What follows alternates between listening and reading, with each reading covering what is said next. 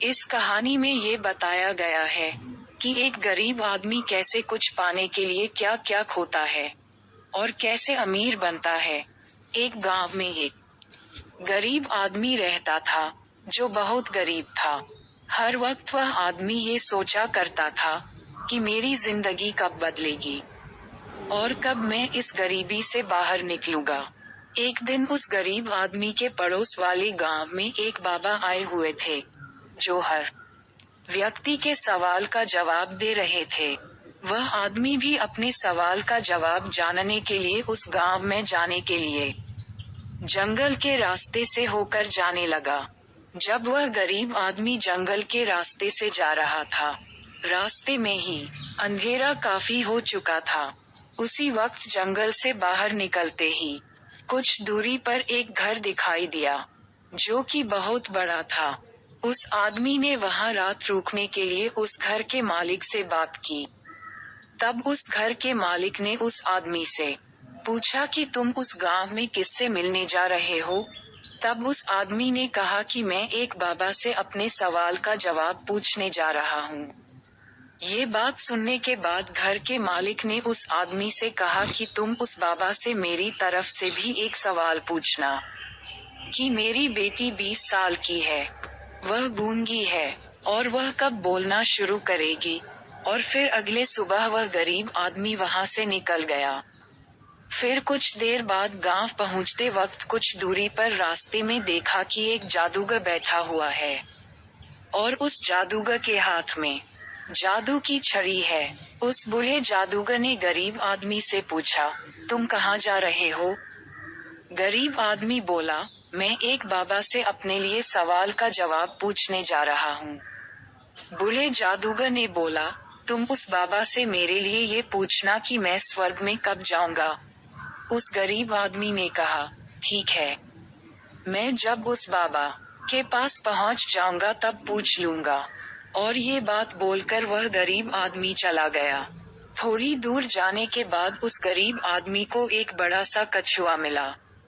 फिर वह गरीब आदमी और कछुआ आपस में बातें करने लगे। कछुआ ने गरीब आदमी से पूछा, तुम कहाँ जा रहे हो? गरीब आदमी ने कहा, सुना है कि एक बाबा हर सवाल का जवाब देते हैं।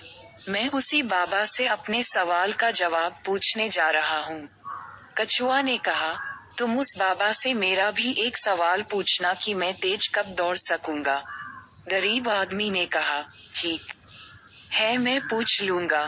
इतनी बातें होने के बाद वह आदमी वहां से चल दिया और कुछ दूर चलने के बाद वो बाबा के पास पहुंचा तो बाबा ने आदमी से कहा कि तुम मुझसे कोई भी 3 सवाल पूछ सकते हो।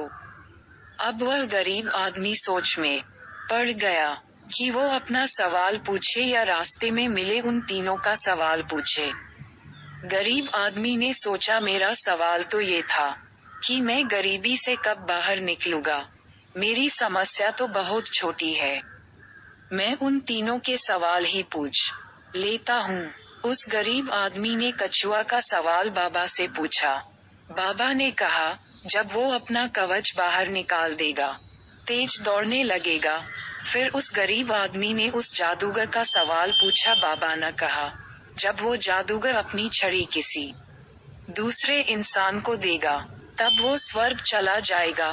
फिर उस गरीब आदमी ने घर के मालिक का सवाल पूछा। बाबा ने बोला, जब उसकी बेटी को उसका जीवन साथी मिल जाएगा तब वो बोलना शुरू कर देगी। वो गरीब आदमी उन तीनों के सवाल का जवाब लेकर वह आदमी उसी रास्ते से वापस आने लगा जिस रास्ते से वो बाबा के पास गया था।